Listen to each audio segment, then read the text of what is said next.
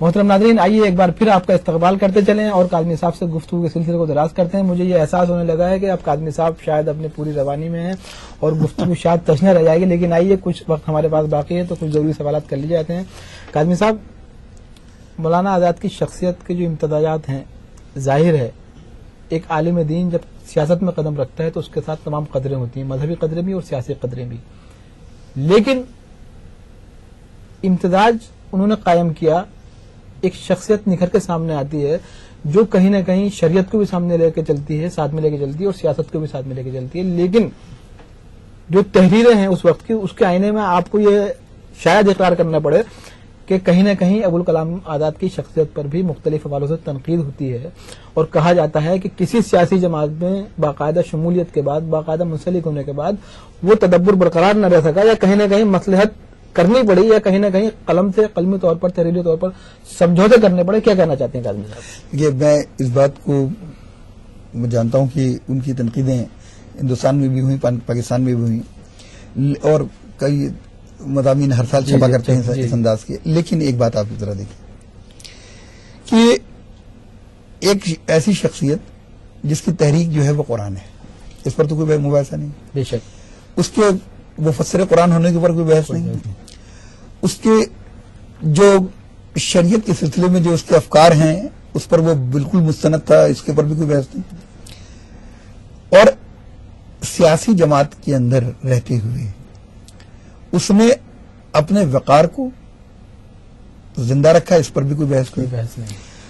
اور جو اس نے خیالات پیش کیے، اگر ان خیالات کو آپ یہ کہیں پر بھی ثابت کر دیں کہ وہ شریعت سے مختلف تھے یا اسلام کی جو بنیادی روایات ہیں اس سے مختلف تھے، تو میں سمجھتا ہوں کہ تب تو تنقید جائز ہوگی.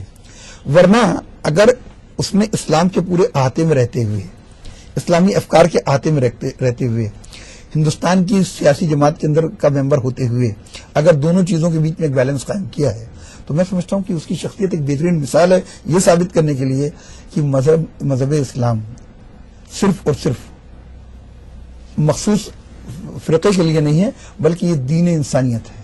کاظمی صاحب، جس وقت اور یہ نبھائی جا سکتی ہے ہر ایک کے ساتھ. جس وقت اپنی سوانح تحریر فرماتے ہیں، وہ ڈکٹیٹ کرتے ہیں، تو اس میں ایک جملہ آتا ہے، ابوالکلام فرماتے ہیں کہ نہیں، یہ نہ لکھا جائے تو بہتر ہے. There was some message between the line, بین السطور کوئی پیغام ہے جس کو چھپانے کی کوشش کی جا رہی ہے.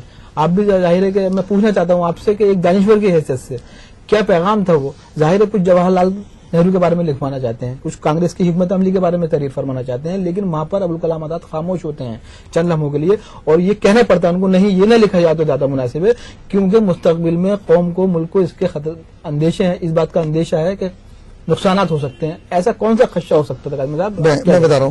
دیکھیے، یہ اس بات پر کوئی بحث نہیں ہو سکتی کہ کانگریس کے اندر دو اسٹریمز موجود تھی ہمیشہ. ایک رائٹسٹ اسٹریم تھی اور ایک وہاں پر پروگریسو اسٹریم تھی.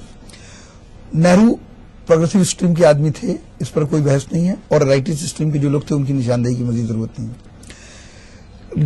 میرے خیال سے میں نے وہی کام کر دیا مولانا آزاد والا. تو نہرو ہندوستان کے سیکولر ویژن کو اور ہندوستان کو سیکولر اقدار کو زندہ رکھنے کے لیے آگے ایک کارآمد چیز ثابت ہوں گے. اگر آج آپ نے ان کو بھی ڈیمولش کر دیا،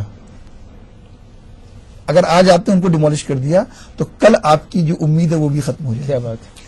ہمیشہ اس بات، اور شاید یہی تدبر ہے. تدبر کا مطلب یہ ہے کہ میں جانتا ہوں کہ طارق قمر صاحب ایک بہت کارآمد چیز ہے. آپ سے کہیں لفظش ہو کہ کاظمی صاحب کارآمد چیز مان لیجیے آپ کی نگاہ میں ہو اور ان سے کہیں لفظش ہو، تو آپ اگر ٹوٹیلٹی میں ہی مانتے ہیں کہ نہیں صاحب یہ شخص، اس کے افکار، اس کے عادات، اس کے معتبر رہے ہیں عام طور پہ، تو کوشش یہ کی جانی چاہیے، اور آج بھی یہ کوشش کی جانی چاہیے کہ چھوٹی چھوٹی لفظ کے اوپر جو ہم بڑے بڑے ماڈلز اور بڑے بڑے شاہکاروں کو برباد کر دیتے ہیں وہ کرنا بند کر دیں، کیونکہ ہماری یہ عادت ہے. آج اگر آپ خاص طور سے اردو پریس کے مراسلات دیکھیے تو ایک لمحہ نہیں لگتا آپ کسی شخص کو ڈیمولش کرنے میں.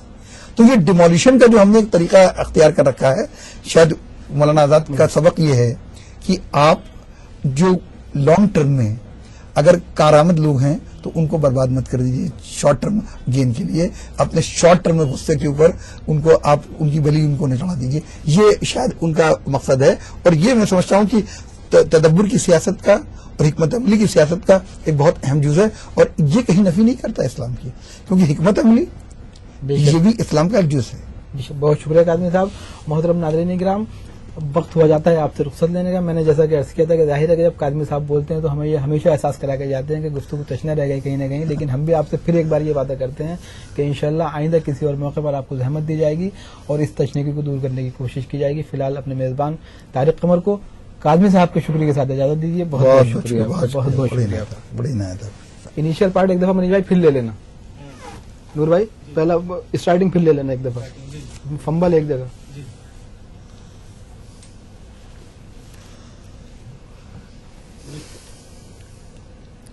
محترم ناظرین اکرام، آج سرزمین لکھنؤ پر آپ کا دلی استقبال کرتے ہیں، آپ کو خوش آمدید کہتے ہیں۔ آج خاص ملاقات میں ہم نے جس ممتاز و منفرد شخصیت کا انتخاب کیا ہے ان کا نام ہے جناب محترم SM کاظمی، سابق ایڈوکیٹ جنرل حکومت اتر پردیش۔ ظاہر ہے آپ کی شخصیت اور شناخت کا بڑا معتبر حوالہ ہے یہ، لیکن میں آپ کو یہ بھی بتاتا چلوں کہ آپ نے اپنی تحریروں کے آئینے میں جو کوششیں کی ہیں ان کو بڑی عزت، بڑے وقار سے دیکھا جا رہا ہے۔ ظاہر ہے ایک ادیب کی حیثیت سے بھی آپ نے جو شناخت قائم کی ہے اس کی پذیرائی پوری دنیا میں کی جا رہی ہے۔ تو آئیے گفتگو کے سلسلے کو دراز کرتے ہیں اور ساتھ ہی یہ بھی وعدہ کرتے چلیں کہ آج کا جو موضوع ہے ہمارا وہ ہے ابوالکلام آزاد کی شخصیت، ان کی بصیرت، ان کی سیاست حکمت عملی اور بہت سے گوشے۔ تو آئیے کاظمی صاحب کا استقبال کرتے ہیں۔ بہت بہت شکریہ کاظمی صاحب کہ آپ یہاں تشریف لائے اور آپ نے ہمیں خدمت کا موقع دیا۔ شکریہ تو مجھے ادا کرنا ہے کہ آپ نے اتنی معتبر، اتنی محترم شخصیت کے حوالے سے مجھ جیسے ناچیز کو یاد کیا ہے۔